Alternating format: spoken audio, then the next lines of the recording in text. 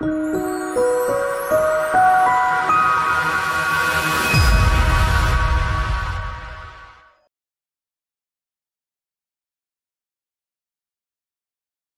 open our Bible in the book of First Kings. No? First Kings, chapter 3, verse 7 to 9 in NLT translations. Okay. First Kings, chapter 3, verse 7 up to verse 9. Now, O Lord, my God, you have made me king instead of my father, David. But I am like a little child who doesn't know his way around. And here I am in the midst of your own chosen people, a nation so great and numerous they cannot be counted. Give me an understanding heart so that I can govern your people well and know the difference between right and wrong. For who by himself is able to govern this great people of yours? And Luke chapter 12, verse 13 to 21. Luke chapter 12, verse 13 to 21. Sige po, New Testament po tayo. Luke chapter 12, verse 13 to 21. This is about the parable of the rich fool. Then someone called from the crowd, "Teacher, please tell my brothers to divide our father's estate with me." Jesus replied, "Friend, who made me a judge over you to decide such thing as that?" Then he said, "Beware, guard against every kind of greed. Life is not measured by how much you own." Siguro tandaan po natin sa buong buhay po natin to para malaki po ibabawas ng kalungkutan po natin sa buhay. Yung sinabi ng Panginoon, life is not measured by how much you own. Hindi daw po nasusukat ang buhay po natin dito sa dami po ng ating pong mga pag-aari o kung ano mang meron po tayo. Amen. Okay. Then he told them a story. A rich man had a fertile farm and produced fine crops. Verse 17, he said to himself, "What should I do? I don't have a room for all my crops." And then he said, "I know. I'll tear down my barns and build bigger ones. Then I'll have room enough to store all my wheat and other goods. And I'll sit back and say to myself, my friend, you have enough stored away for years to come. Now take it easy. Eat, drink, and be merry." Verse 20. But God said to him, "You fool, you will die this very night. Then who will get everything you work for?" Verse 21. Yes, a person is a fool to store up earthly wealth but not have rich relationship with God. And Proverbs chapter 16, the last verse po natin for today. Proverbs chapter 16, verse 18.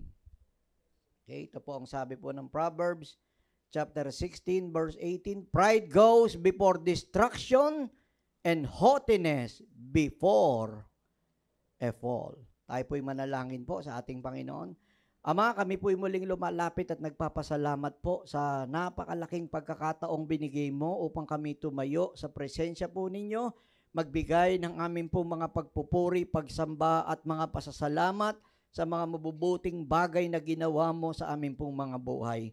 Ama, hinihiling po namin na sa mga oras na ito ay ipagkaloob mo una sa lahat rin ng kalinisan sa aming po mga puso. Inyo po kaming patawarin sa lahat ng aming kasalanan. Kasalanang aming sinabi, ginawa sa aming kapwa o paglabag sa kalooban mo, Patawarin mo kami at sa pamamagitan ng dugo mong banal, Panginoong Hesus. Kami po ay ariing karapat dapat minsan pa. Kami po ay linisin sa harapan po ninyo.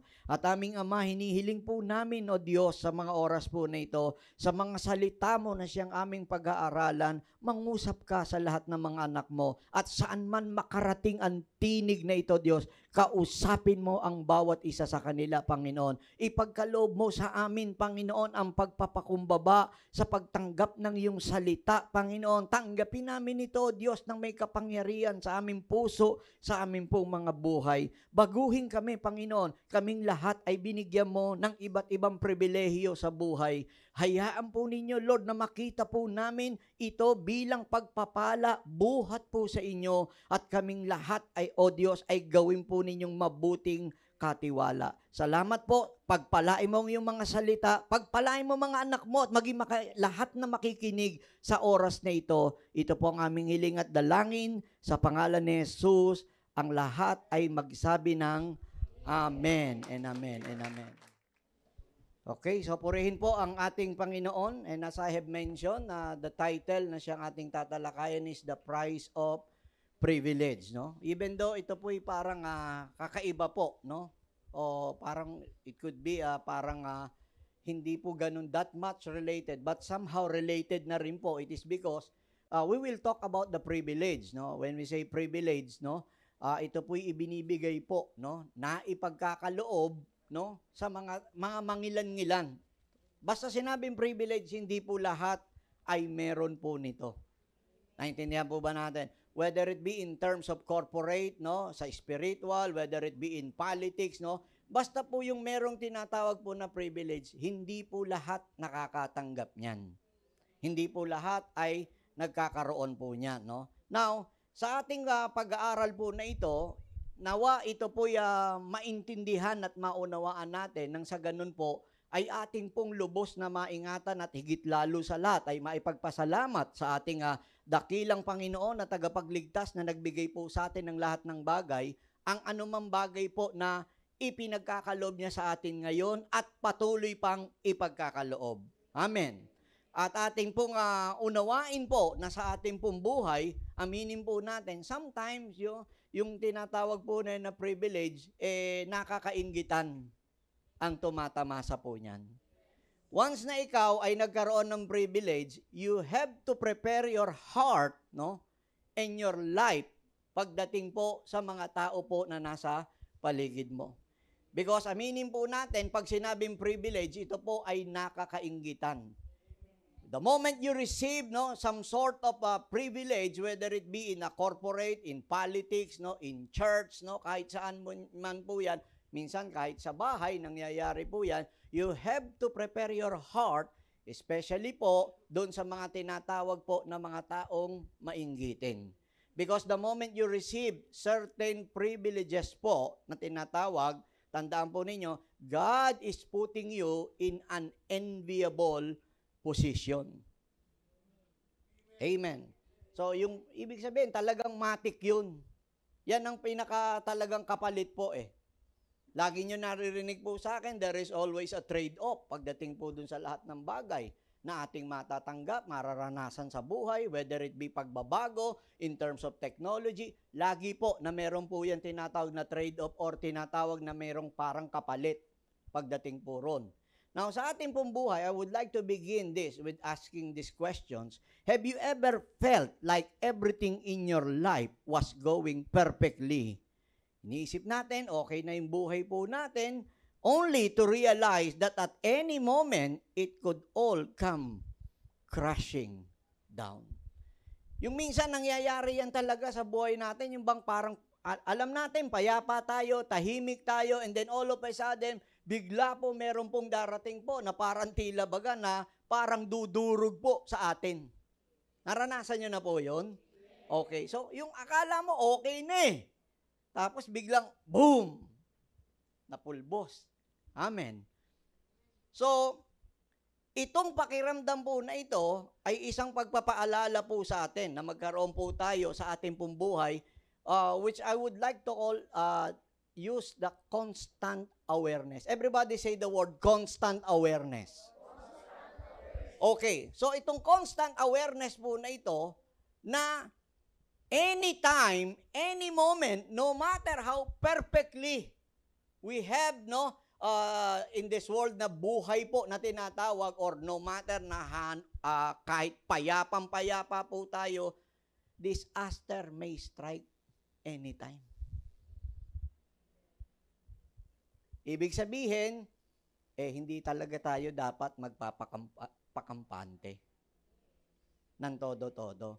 So, let me share you this beautiful story of which this is the ancient story, no?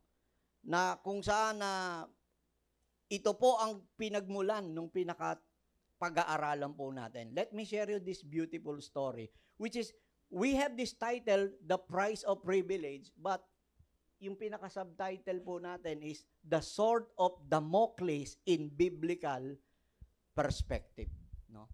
So, let me share you this ancient story po na ito, no? Now, lumabas po, ngayon, nagagamit po ito, itong the term, the sword of Damocles, no? Especially dun sa mga nag-aaral siguro, they've encountered this term po na ito. Naging idioms po ito. Ang story po nito, no, ito pong si Damocles po na tinatawag, isa po siyang courtier or a person who attends a royal court as a companion to the or advisor to the king or queen, no? So, ito po yan, nanggaling po ito sa isang moral anecdote. Ayan, no?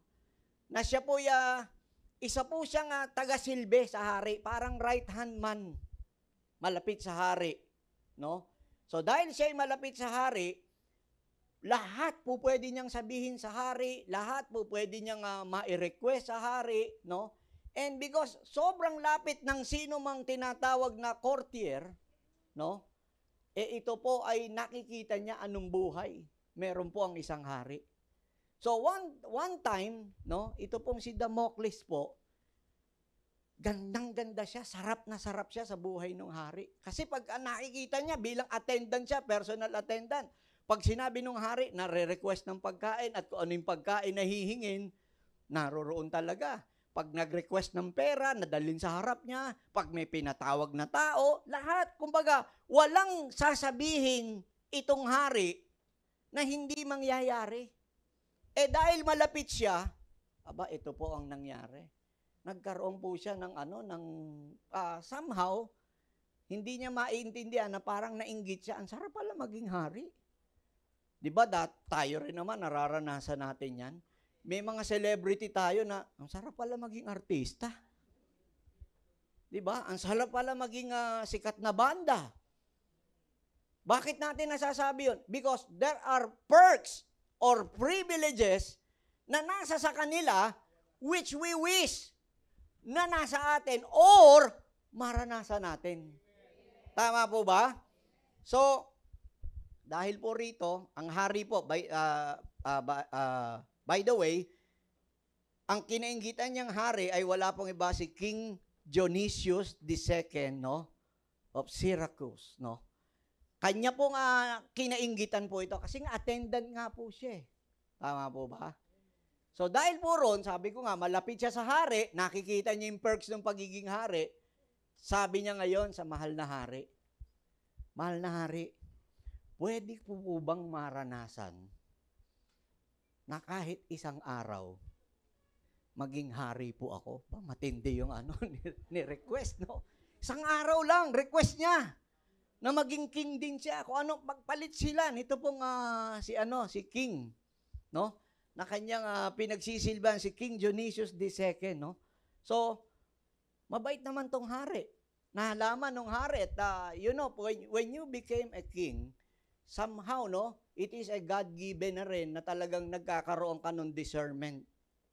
So, na-discern nung hari na ang nakikita lang nito pong si Damocles na kanya pong attendant or courtier na tinatawag, yung mga perks niya. Kasi lagi sila magkasama. Talagang, kumbaga, walang sasabihin ang hari na hindi mapapasa kanya.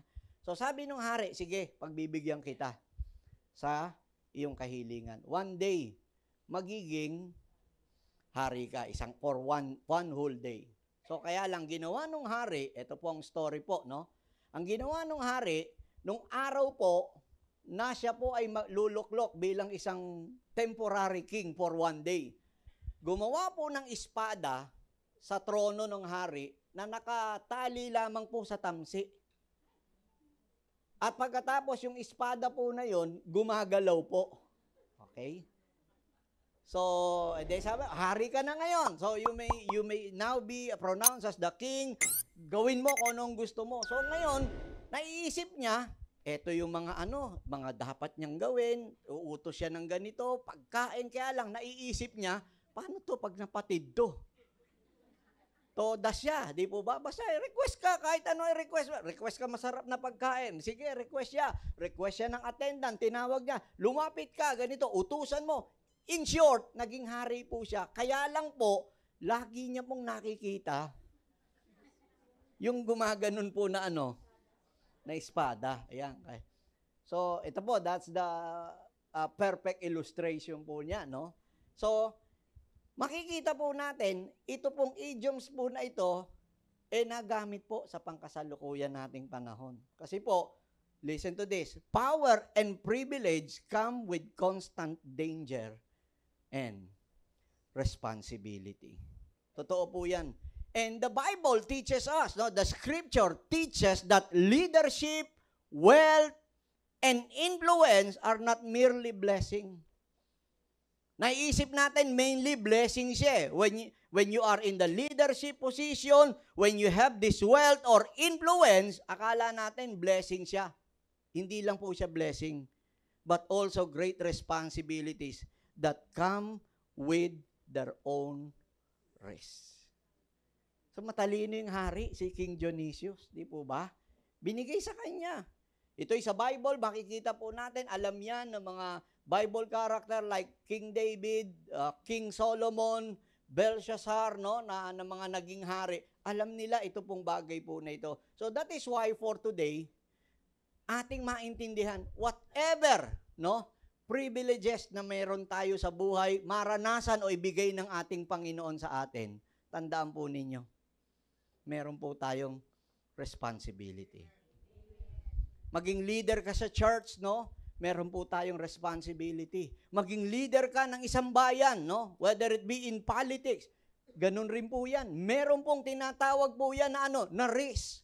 Maging leader ka in a corporate world, no? Sa company na pinapasukan mo, merong risk na tinatawag po yan. Maging leader ka sa pamilya, maging leader ka kahit saan, meron pong tinatawag po na risk po yan. So, hindi lang siya basta na masasabi natin kapag ikay nagkaroon din, naiinggit din tayo sa mga may pera, maraming pera. Dahil nakikita natin, lahat pwede nilang mabili. Lahat ng gustuhin nila, pwedeng mapasa kanila. Tama? Yun ang nangyayari. So ngayon, atin pong intindihin at unawain na hindi po sa lahat ng pagkakataon, puro sarap ang hatid ng mga privileges. Tandaan nyo, kagaya po nung si Damocles po, merong espada po na talagang maaari po anytime, yes, na mapatid at siya po'y mamatay sa kabila nung siya'y naroroon sa tinatawag na kapangyarihan, sa trono ng hari na naroroon, po pwede anytime. So pag-aralan po natin, ano po ang biblical principle na maintindihan po natin when we talk about the price of privilege. Are we all ready?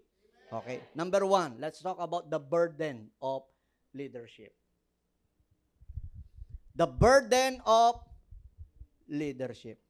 We're very much familiar with this saying. At yung iba naging paborito to at sumikat po kay Uncle Ben, yung sinabi po, no?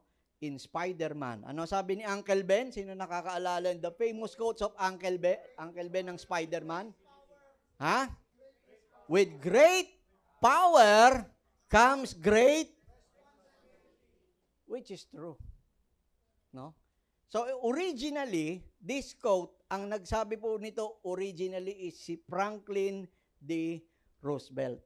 Na ang sabi po ni Franklin D. Roosevelt, great power involves great responsibility. So, whether it be wealth, power, no, or influence na tinatawag, meron pong responsibility nakaakibat po dyan. Which is sometimes yan yung nakakalimutan those who have this privilege, no? Na ikay maging leader, na ikay maging namumuno, na maging ikay magkaroon ng tinatawag na maraming salapi, responsibility po yan. Hindi lang po ganun po yan. Kaya nga po, in our text, no, si King Solomon, nung siya po ay gawin na hari, napakabata pa po ni Solomon eh. Sabi niya, bata siya, hindi niya kayang pamunuan ito pong bansang Israel na napakarami. Kaya, nauunawaan ni King Solomon understood that leadership needs divine wisdom. Kailangan po natin ng divine wisdom when we talk about leadership. Whatever leadership po yan, kailangan natin ng divine wisdom. Kung ikay nagpapalakad sa church, kailangan po natin ng divine wisdom. Kung maging leader ka sa church, kailangan mo ng divine wisdom. Kung maging leader ka ng isang bayan, maging leader ka ng isang bansa, o maging leader ka ng isang kumpanya, kailangan po natin ng tinatawag na divine wisdom. Bakit po? Kasi po, kung mawawalan tayo ng tinatawag po na divine wisdom, remember, yung ating pong tinatawag po na human wisdom, limited. Masasagad po yan. And because of that, doon papasok na kailangan po natin ng tinatawag na divine wisdom. Balikan po natin, very quick, basahin natin in two different translations, ito pong 1 Kings chapter 3, verse 7 to 9. Now, O Lord my God, you have made me king instead of my father David, but I am like a little child who doesn't know his way around. And here I am in the midst of your own chosen people, a nation so great and numerous they cannot be counted. Give me an understanding heart. Ito po, ang binanggit po sa NLT translation. Give me an understanding heart so that I can govern your people well and know the difference between right and wrong. For who by himself is able to govern this great people of yours? And in NIV, ito po ang sabi po ng translation po na ito. Now, Lord my God, you have made me servant king in place of my father David, but I am only a little child and do not know how to carry out my duties. Ayan. So, kita nyo, dito si Solomon, pagpapakita ng katalinuhan na nakita niya kagad yung kakulangan niya. Pag nakita natin yung kakulangan natin, doon na po natin hingin sa Panginoon. Remember James chapter 1 verse 5 na kung tayo kukulangin daw sa karunungan, humingi daw tayo sa Diyos. So kaya ito, ginawa po ito ni Solomon. Your servant is here among the people you have chosen, a great people too numerous to count or number. So give your servant a discerning heart. Ito naman, sa NLT, understanding heart ang ginamit. But here in NIV, discerning heart to govern your people and to distinguish between right and wrong, for who is able to govern this great people of yours. So, yung prayer po na ito ni Solomon, ito dapat rin na maging prayer po nating lahat eh. Lalo na pag kailangan po natin ng karunungan, yung mga estudyante na nag-aaral, kailangan nyo po ito. Hindi ko kayo po pwede mag-rely sa sarili po ninyong katalinuhan. Ganun din po, doon sa mga, sabihin natin, naghahanap ng trabaho, hindi tayo po pwede mag-rely sa sarili nating galing lang eh. Alam po ninyo, sometimes, it takes the divine wisdom para makita mo kung ano yung open door na ibinibigay sa iyo ng Panginoon. So, we all need what we call divine wisdom. At alam po ito ni Solomon. Kapag ikay mamumuno, magiging leader ka, aba, ito po ay napakahalaga. Kaya sa atin po, kahit sa mga politiko po, no, kung sino man po mahahalal sa darating po na 12 ng Mayo po, yan po, kailanganin po nila na talagang lumapit at humingi ng karunungan sa ating Panginoon. Kasi kung karunungan ng tao, ang dami po, ako po magsasabi po, meron po mga matatalinong tao po talaga. Kaya lang po, ginamit po nila sa paggawa ng krimen sa paggawa ng masama Tama po ba? Sa gobyerno po, merong mga ganyan na mga tao na talagang evil po yung thinking po talaga na nakaset yung isip para pahirapan po yung mga taong bayan. Merong ganon. Hindi ko sinasabi pong lahat, pero sigurado meron po na mga ganyang klase po na politiko, politician, or government leaders na tinatawag. And King David experienced the serious responsibilities that come with leadership or power.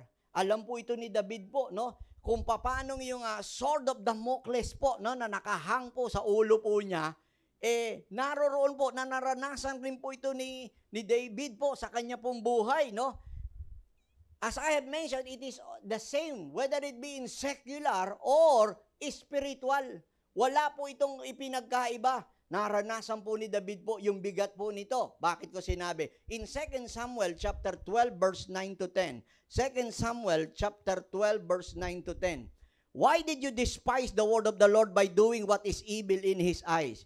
You struck down Uriah the Hittite with the sword and took his wife to be your own. You killed him with the sword of the Ammonites. Now, therefore, the sword will never depart from your house because you despise me and took the wife of Uriah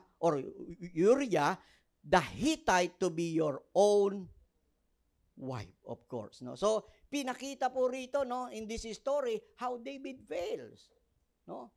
No matter na siya po yung tinatawag na a man after the heart of God, and yet, he fails. Bakit po? Sabi ko nga, when power, wealth, or influence, meron pong tinatawag po yan na responsibility.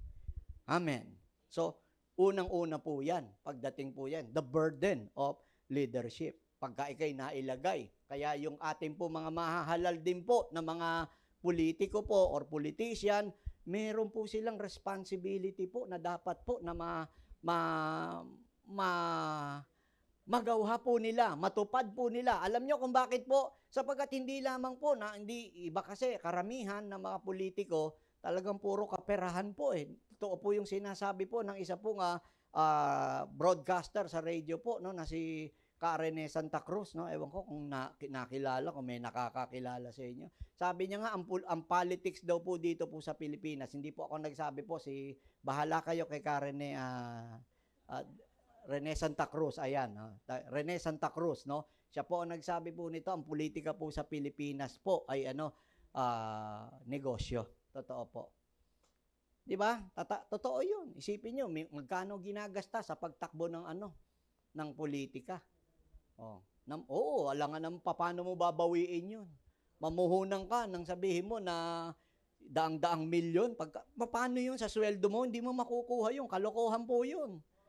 Malaking kalokohan po yun, mga politiko, na mabawi nyo po sa sweldo nyo po yun.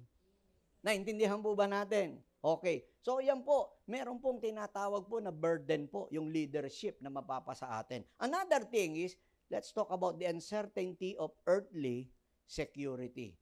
The uncertainty of earthly security. Yan. Bakit ko po ibinanggit po ito? When we talk about earthly security, kayamanan, karangyaan dito po sa mundo po na ito, tandaan po ninyo, hindi po natin masasabi na marami kang pera, secured ka na. Well, of course, gusto natin na meron talagang pera na marami. Huwag po tayo magpakahipokrito rin. But, we cannot finally say na kapag marami kang pera, meron ka ng tinatawag po na security. Just like what we have read, no, in the book of Luke, chapter 12, no, let's talk about the wealthy fool's false security. The wealthy fool's false security. So, another biblical parallel, nito pong kagaya po, nito pong the sword of Damocles, no, is yung when you say fleeting, yung nawawala agad eh. Yan. An uncertain nature of human security. Like for example, ito, nagkamali po itong mayaman po na ito. Kaya nga kita ninyo sa Bible, laging sinasabi, paalalahanan yung mga mayayaman. Bakit po? Pag ikay nagkaroon pera, madalas ang tiwala nasa pera na. Nagiging huli na nga ang Panginoon eh. Kita nyo, ang mga may pera, bago yan lumapit sa Diyos, ibig sabihin, huli na, sagad na. Pagka yan nagkasakit, hindi mo na magpapapray yan. Tama? O dahil may pera siya, siyempre, gamitin niya muna yung pera. Gamitin niya yung teknolohiya, gamitin niya yung kapangyarihan ng medisina sa pamamagitan ng kanyang salapi. Ganun ang gagawin. Pag dineclare na lang ng doktor na wala na. tsaka ngayon niya maalala ang Diyos. So, kaya nga totoo po yung kasabihan eh. No? Dapat po, ang ating Panginoon, ang unang-una, hindi siya yung final resort. Last resort na tinatawag. Magkaproblema tayo, kay marami tayo at walang pera, Diyos ang unahin natin. Yun lang, talagang pagka walang pera, talagang Diyos ang mauuna eh. Wala ka nang aasahan. Siyempre, Lord na talaga. Kaya, di ba, magpapapray na lang tayo. Ang tindi ng faith natin tuloy sa ating Panginoon. Kasi wala tayong aasahan ganun. Pero mga mayayaman, hindi ganyan po yan. Pera muna paiiralin. Kung kailan sila dapan-dapa at sinabihan na sila po ay meron ng terminal disease, saka ngayon nila lalapitan ang ating Panginoon. So that's why in Luke chapter 12 verse 20 in NLT, ang sabing ganon. Let's read this in different translations, no? Para maintindihan natin. But God said to him, "You fool, you will die this very night. Then who will get everything you work for?" Sino raw? Who will get everything you work for? Sino ang kukuha ng lahat ng pinagpaguran mo, pinagtrabahuhan mo? And in NCB translation, but God said to him, "You fool, this very night, your life will be required of you." And who then? Eto, ang ganda, tignan nyo. Who then will get to enjoy the fruit of your labors? And also, in the Voice translation, then God interrupted the man's conversation with himself. "Excuse me, Mr. Brilliant, but your time has come. Tonight you will die. Now who will enjoy everything you've earned and saved?" Lagi po yan, the 3 generations. The first generation always earn, labor, and save. The second generation, ito po yung nagpapakasarap. Nakita nyo? Lahat ng mga nagmamana. Kadalasan, karamihan, majority po ng mga mayroong minana, puro pasarap ang isip. Puro pagpapasarap. Dahil nagpasarap na yung second generation, yung third generation, ibebenta po yung lahat po nung ipinundar nung kanilang lolo or first generation. Bakit? Naubos na nung pangalawa eh. Nag-enjoy yung second generation eh.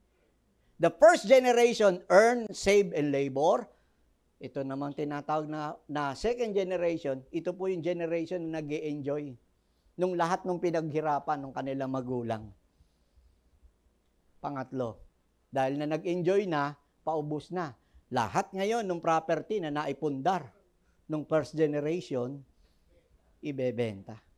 Kaya lagi po, mga apo-apo po ang mga nagbebenta, yung mga malakihan po. Subukan ninyong kausapin po yan. Oo, ilan na nakaano po namin, grabe na naka-enkwentro po namin. Merong dito sa I think it's Interlac, merong binibenta po dyan na dinidil namin, 50 hectares po, mahigit ha.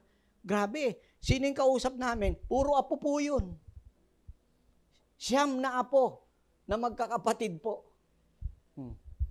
Bakit? Benta na eh. Yun talaga, basta third generation. Benta. Amen. Buti na lang kung may ibebenta. Amen. So, yan ang nangyayari at iniisip po ng marami po. Kaya ang tanong, who will enjoy everything you've earned and saved? Kaya ang pinakabalansi pong buhay, alam po niyo, tama po eh.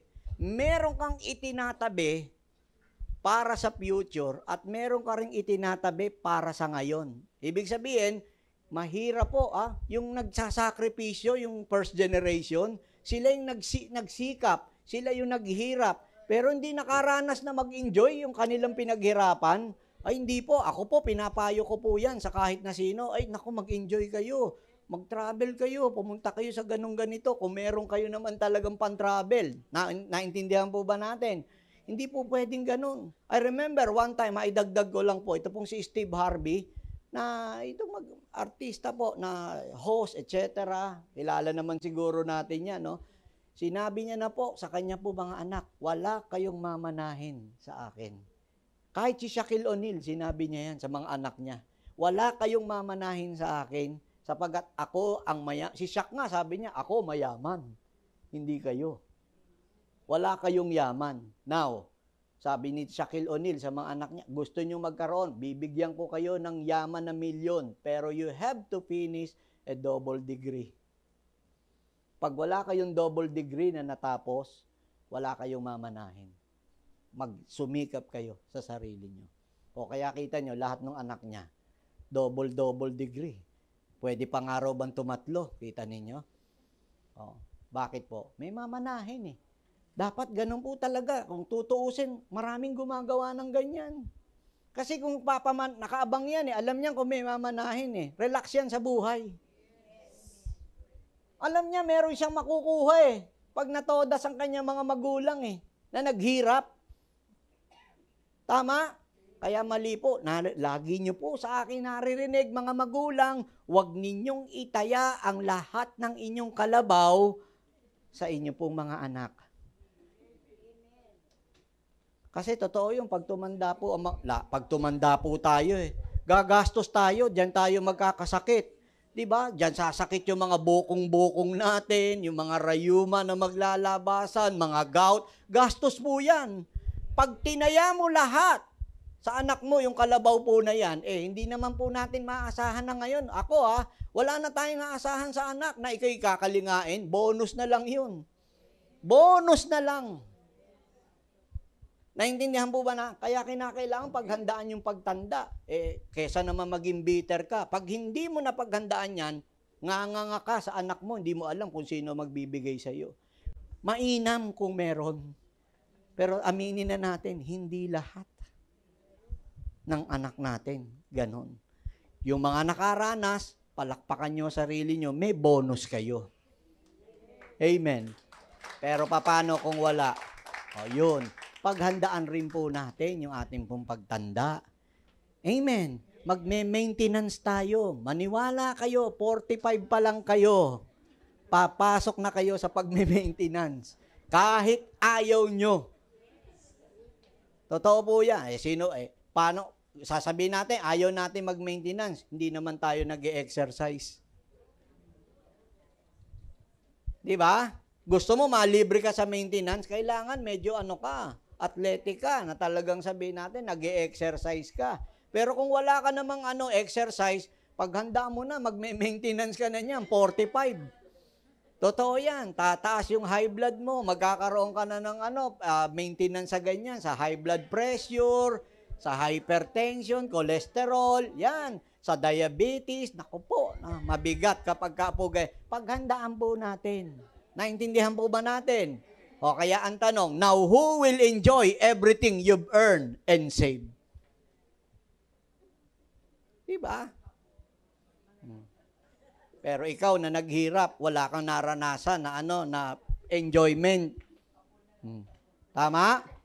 So, what can we learn from this? All leaders must embed in his heart that material blessings are temporary. And one must trust in God's sovereignty rather than in worldly riches. Di natin pwedeng panghawakan po yung mga worldly riches po na yan. Bakit ko po sinabi? Let's read this. In 2 Corinthians, ito po, maganda po ito na maintindihan natin. 2 Corinthians chapter 2 verse 17 in CEB translation or Contemporary English Version. Kaya lalo po sa mga mga pastors, ministers, church leaders, ito po, paalala po ito. Kahit po sa mga politician, maganda nga po, pang lahat po ito eh. Anong sabi pong ganon? 2 Corinthians chapter 2 verse 17. A lot of people try to get rich from preaching God's message. Ito po, sa po ito sa church, no? Sa mga pastor, sa ministers, no? But we are God's sincere messenger, and by the power of Christ, we speak our message with God as our witness. A lot of people try to get rich from preaching God's message. Meron pong ganyan. Talagang kinakalakal po ang salita ng Diyos. Kasi talagang, kita ninyo, naging kasabihan nga tuloy. Kaya ngayon rin ng last time na napag-usapan namin ng mga bisita po natin, na mga ministers po rito last week, no? Na yun nga kasi, ang nangyayari, yung iba na sinasabi, humawak lang ng Bible, tapos ginabukasan, pastor na.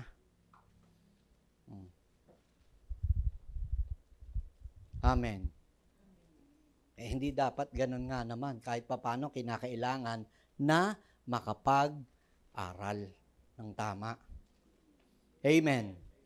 Now, another translation in Easy English Bible translation. Ito po ang sabi. Some people even tell God's message because they want to get a lot of money for themselves. But we are not like them. No! God Himself has sent us to do His work. And He sees what we are doing. So we are honest and we speak God's message clearly as Christ's servant should do. So some people even tell God's message because they want to get a lot of money for themselves. Yun nga eh. Kasi kung tutuusin, ang dali po talaga. Kaya nga makikita po ninyo, napakarami, kahit na, lalo na in Western world. Napakarami po, no? Like for example, yung mayroong mga tinatawag na group, the LA pastors. Naku, grabe po yun. Yung mga pastor po sa LA. Grabe. As in, talagang hindi mo masasabi na talagang lahat, puro signature, sasakyan, mansyon. Kumukuha sila talaga ng ganun na pamamaraan. Talagang diretso po. Dahil sa pangangaral po nila. Kapag ka nakakuha ka ng mayaman talaga, na supporter, talagang bibigyan ka po niyan. O diba, kita niyo yung pinatotoo lang sa atin nung nakaraan? Talagang po pwede mangyari kung ganun talaga Pero testingin talaga tayo ng Panginoon.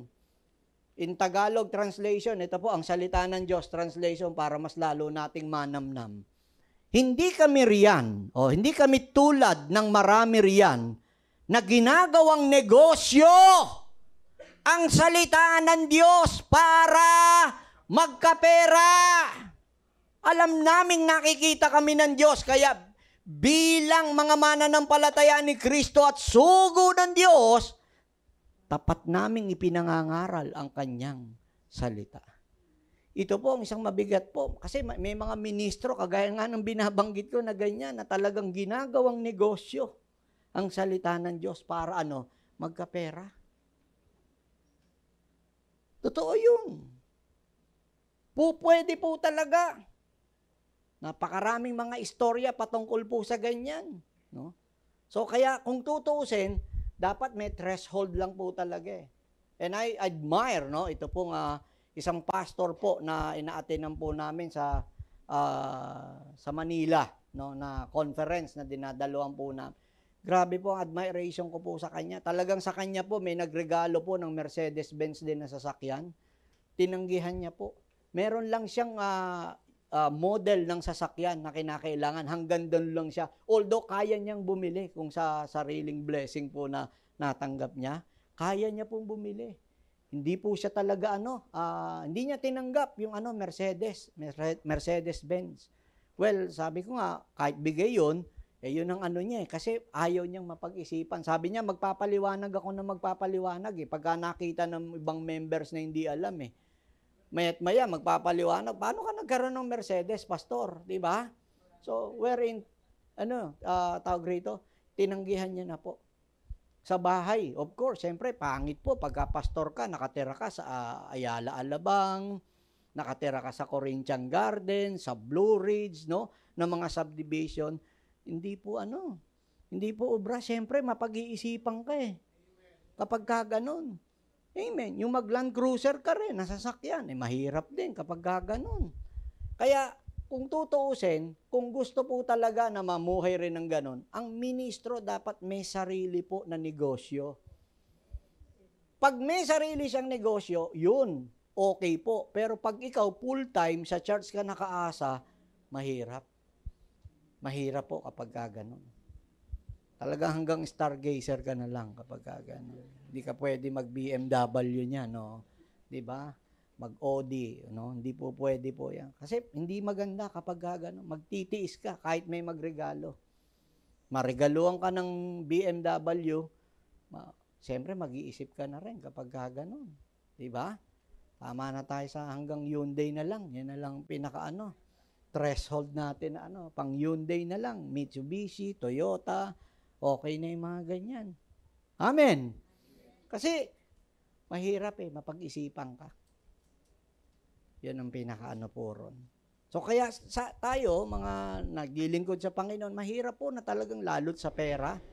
No? Mahirap po. May magmukha tayong pera, na talagang umaasa, na talagang pangit po kapag gano'n. Amen. Okay. So kinakailangan nagsiserve tayo sa Lord, meron o wala. Parang yung kagaya po nila Pastor Jim po na yun, nila Bishop Jimmy, talagang yun, may makain po, wala, literal. Serve pa rin sila sa Panginoon. Yan, kinikwento nga ni Sister Ernie. Totoo po, nung kumakain kami, kinikwento nila Talagang full-time sila sa church. Wala silang almusal. Para lang makasurvive sila, magpa-follow up sila Para sipag nila raw mag-follow up. Kasi hoping, kailangan 11 o'clock, nandun daw sila sa ipa-follow up nila. Nakakasurvive po sila. Pero mga matatapat po ito. Totoo po. Hindi sa pamambagay. Hindi po matuturingan yung paglilingkod na kanila pong ginawa. At maraming mga pastor din po na ganyan. Marami po. Yung iba naman talagang halata mo naman na talagang medyo meron ng pagkiling po sa pagiging mukhang salapi May mga ministro na kapag alam nila ang bigay dito sa particular na grupo po na hindi nagpapasab yun. Siya talaga pupunta puro. Kahit naka-dextro siya pupunta. Kasi wala talagang doon yung makikita asan ang focus niya. Diba? Hindi dapat ganon. Pero mo naka-dextro, so nagturo pa rin. Kasi alam niya malaki ang bigayan puro. Okay. So kaya yan ang sinasabit paalala po ng ating Panginoon. And true security is not found in earthly power or possessions, but in a right relationship with God. Yan po ang kinakailangan Bakit ko po sinabi? Tignan po ninyo si Job, Ito po ang naging respond niya sa kanya pong buhay, Kahit na sabihin niyo, napakayaman ni Job, nung nawala sa kanya yung kayamanan, tignan niyo sabi ni Job, Job chapter 1 verse 21, he said, I came naked from my mother's womb, I will be naked when I live. The Lord gave me what I had. Ayun, ang Diyos ang nagbigay ko anong meron ako. And the Lord has taken it away. Alam nyo, tong verse po na to, so powerful, kung malalagay natin sa buhay natin, mababawasan po ang malungkot.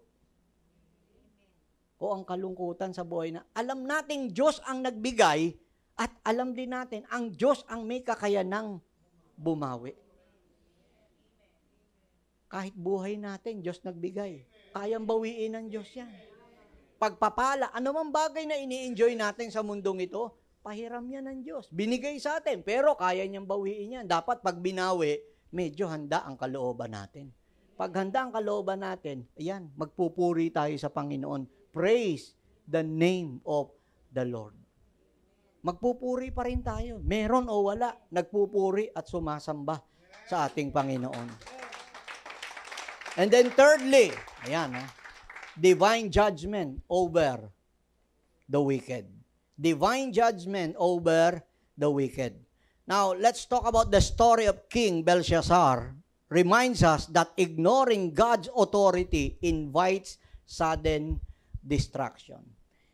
So, ito pong si King Belshazzar, na siya po yung successor po nito pong si Nebuchadnezzar, At tignan po natin ang ginawa po niya para maintindihan. Mahirap po na meron pong tinatawag na, as I have mentioned earlier, divine judgment over the wicked. The moment na hindi natin pinakinggan ang tinig ng Diyos, talagang meron po talagang sudden destruction na darating sa atin. Listen to this, Those who live in defiance of God's commands often experience judgment hanging over them like the sword of Damocles. Bakit ko sinabi? Let's read in the book of Daniel, chapter 5, verse 1 to 6.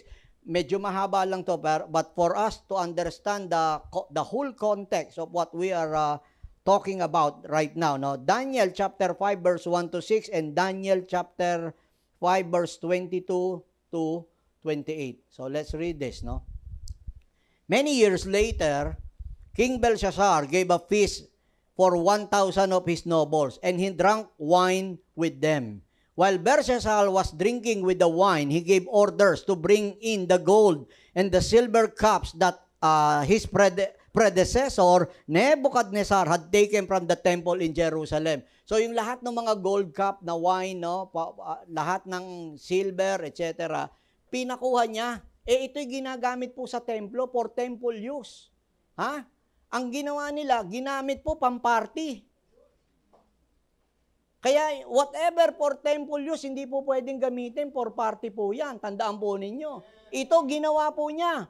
Kinuha niya yung mga ginto po ng mga cup na to at ginamit nila. Doon sila uminom. No? He wanted to drink from them with his nobles, his wives, and his concubines. So they brought these gold cups taken from the temple, the house of God in Jerusalem. And the king and his noble, his wives and his concubines drank from them. And while they drank from them, they praised their idols made of gold. Sumamba pa sa Diyos-Diyosan, biro nyo. Silver, bronze, iron, wood, and stone. Suddenly, they saw the finger of a human hand writing on the plaster wall of the king's palace near lampstand. The king himself saw the hand. Nakita niya as it wrote, verse 6, and his face turned pale with fright. His knees knocked together in fear, and his legs gave way beneath him. Verse 22, you are his successor, O Belshazzar, and you know all this. Daniel speaking po rito, yet you have not humbled yourself, for you have proudly defied the Lord of heaven and have these cups from his temple brought before you. You and your nobles and your wives and concubines have been drinking wine from them while praising gods of silver, gold, bronze, iron, wood, and stone. Gods that neither see, nor hear, nor anything at all. But you have not honored the God who gives you the breath of life and controls your destiny. So God has sent his hand to write this message. Eto na. This is the message that was written. Mene, tekel, and parsin. This is what these words mean. Mene means numbered. God has numbered the days of your reign and has brought you to an end. Tekel means weight. You have been weighed on the balance and you have not measured up. Ito po yung pelikula dito po sa atin. Tinimbang ka, ngunit, ayan, okay, dyan po hinango po yan. No? And verse 28, parsin means divided. Your kingdom has been divided and given to the Medes and Persians. No? So, mene tekel parsin, na sinasabi po rito, ang ibig po sabihin dito, that God has numbered his days. And natagpuan siya ng Panginoon na siya'y kulang bilang siya'y hari. No? And yung kingdom niya ay hinati at ibinigay na po sa iba. No?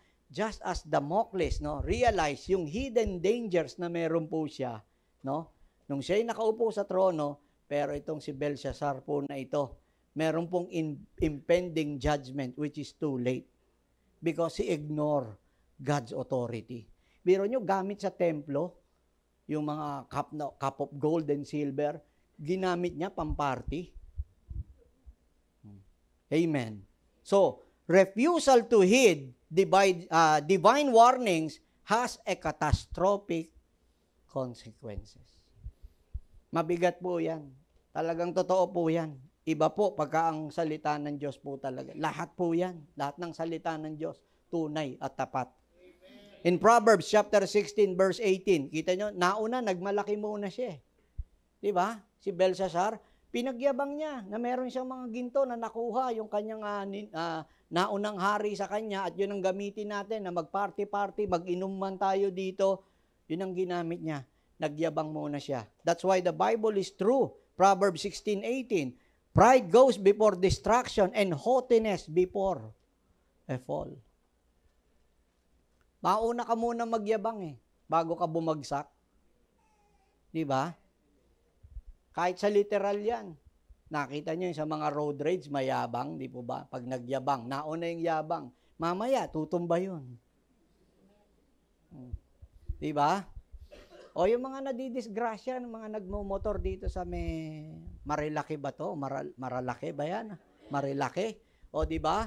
Si Oscar, mauna muna, magyayabang muna yan, babanking-banking muna yan. Yung iba nga, nagsusuperman pa di ba? Sasakay. Mauna talaga kayabangan. Pagkatapos doon, bagsak na yan. Alam mo na. Tama talaga Biblia di ba? Tama. Amen. Now, in easy translation, ito ang sabi pong ganun, if you are proud, you will soon come to an end. Anyone who boasts will soon fall down. Lahat ng nagmataas po. Talagang ang susunod diyan pagbagsak po. Lahat ng nagmayabang, ang susunod po niyan, pagbagsak. And in Message translation, ang sabi pong gano'n ng Bible, first pride, then the crush. The bigger the ego, the harder the fall. Diba? Kaya nga kita nyo, yan ang kahirapan talaga nung sobrang pagmamataas. Grabe, pag bumagsak sila. The harder the fall. Dapa talaga. Talagang rock bottom na tinatawag. Amen. So, like for example, makikita natin to sa Pharaoh. A good example is Pharaoh during the time of Moses. Sobrang yabang ng Pharaoh. Kita niya isang tanong niya na which is talagang I really highly admired, no? At hindi ko makakalimutan doon sa Ten Commandments na na version po ni Cecil B. DeMille, no?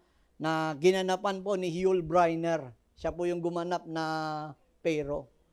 Kita niyo sa pagmamayabang, there is a unforgettable line na binanggit po ni Yul Brynner as Pharaoh, no, of Egypt. Nung kaharap niya si Moses, no? Anong tanong niya? Who am I? No? Who is the Lord that I should obey him? Grabe, no? So, sino yung Panginoon na yan o Diyos na yan para sundin ko siya? Grabe, na pagmamataas. Kaya sobrang kahihiyan ang ginawa ng Panginoon sa kanila. Bagsak talaga, biro nyo, di ba? Nilamon sila ng dagat. Kaya nga kahit ngayon, yung mga modern na mga tinatawag po, na mga kumokontra, doon sa istorya po na yun, hanggang di daw totoo yun, dahil hanggang tuhod lang daw yung yung tubig raw na yun. Na tinawiran, kaya nakatawid raw mga Israelita, hanggang tuhod lang daw yung tubig na yun. Kaya talaga makakatawid. Kaya lang, sinabi ng Bible, nalunod po yung karwahe at saka mga kabayo. Di ba? Allow me to say this, ubod, T-A-N-G-A, nung mga kawal, at pati nung karwahe, para imagine ninyo, di ba, miracle yun na malunod sila hanggang tuhod? Yung tubig. Di ba? Oh. Kaya mahirap po pag ganun. The bigger the ego, the harder the fall. So, we all know that Pharaoh's arrogance led to his army's destruction in the Red Sea. Yun ang kitang-kita po natin. And lastly, ito po yung pang-apat po natin. The responsibility of spiritual leadership in the New Testament.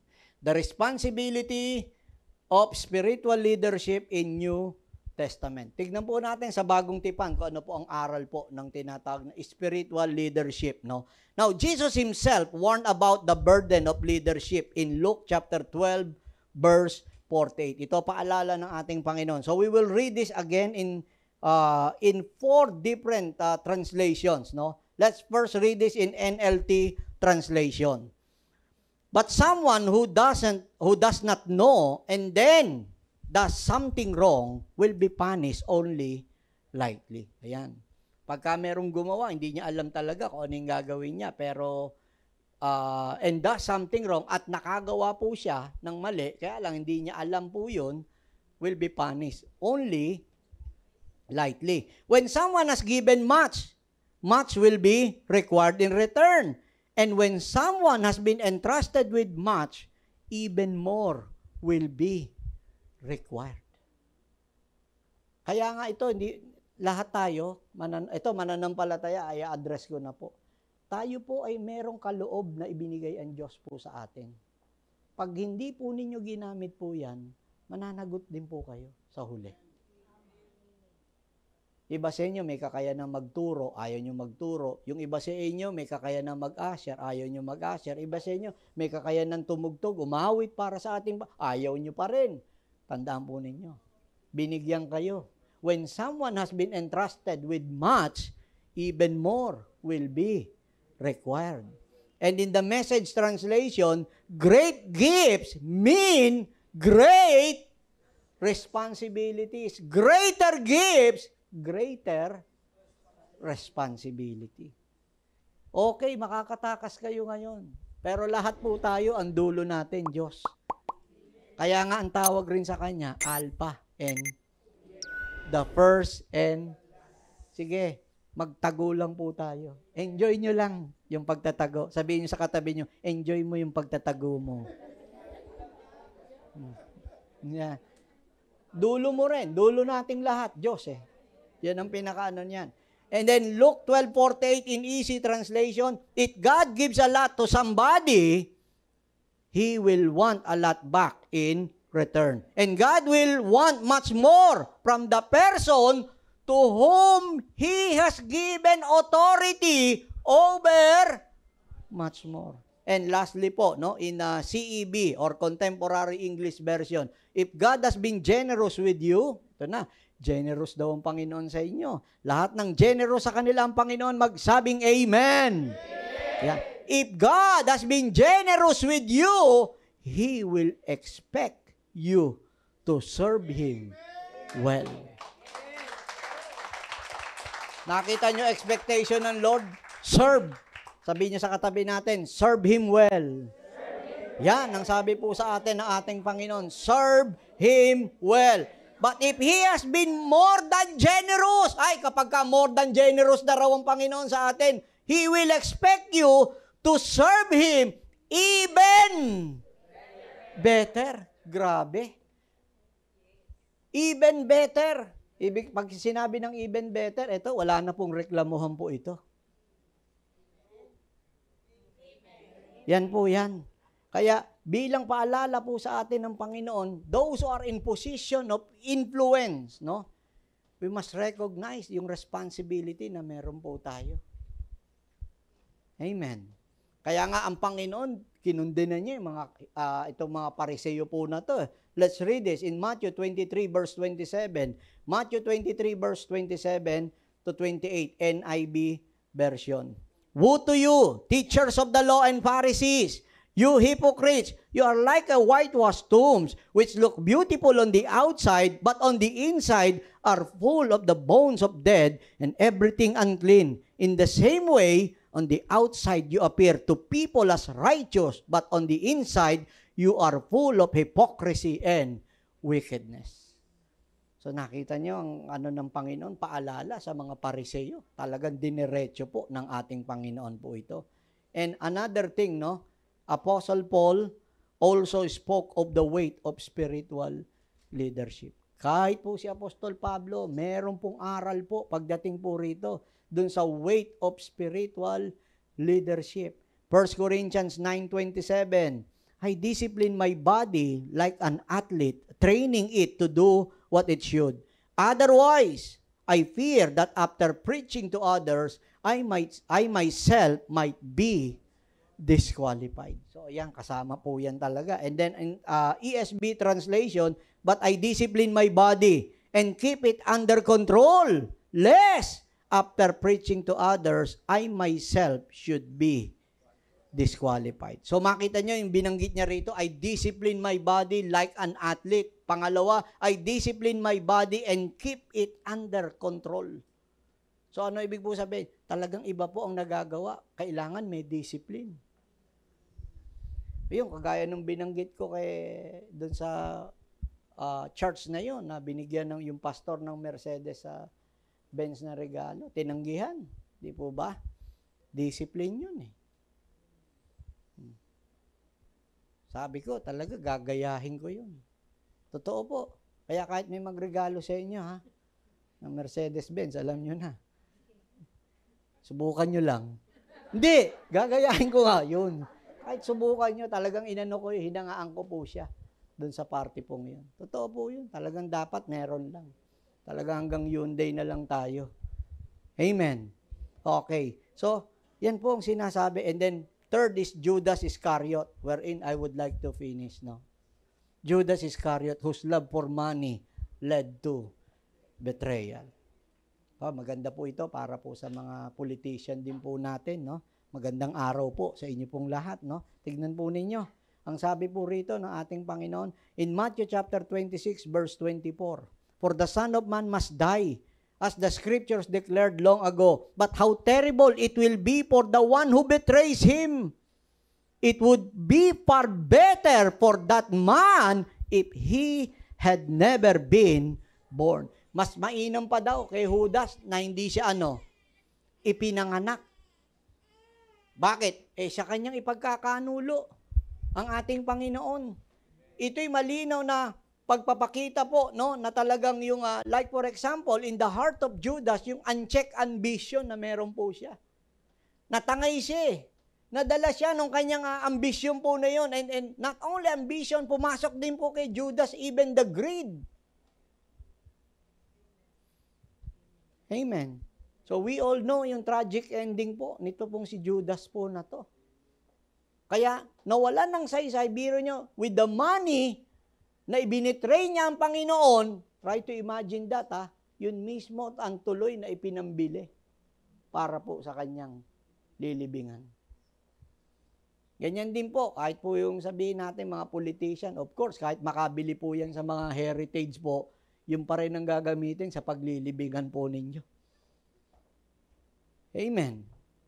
Acts chapter 1 verse 18, in God's Word translation, "With the money he received from the wrong he had done, he bought a piece of land where he fell head first to his death." Ano nangyari? Ito pa. His body is split open. Ito ang sinasabi ng mga scholars nga. Nahati talaga. Yung katawan po ni Judas po. Pagkatapos po, lumabas po. And all his internal organs came out. Ano ibig po sabihin po nito? Para po siyang dinala sa matadero Di po ba? Yun ang nangyari. Talagang lahat ng laman loob niya lumabas. Grabe. Kita niyo yung a very tragic consequences, a very tragic death na naranasan nito pong si Judas. No? So, to wrap it up, no, itong tinalakay po natin for today, bilang pagpapaalala po, talagang there is a responsibility. Yan ang pagpapaalala. Because anytime, baka mapatid yung espada, yung tamsilang yung nilagay po na yun. Di po ba? Sinulid lang ganun Ang bilis po nun matanggal, no?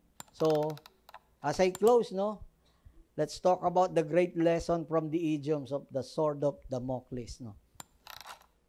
First thing na dapat natin maintindihan, that earthly success without godly wisdom and obedience is precarious or dangerous or risky. Yan ang ibig po sabihin. And then the Bible teaches that true peace and security can only be found in trusting God. And not in worldly power, not in worldly wealth.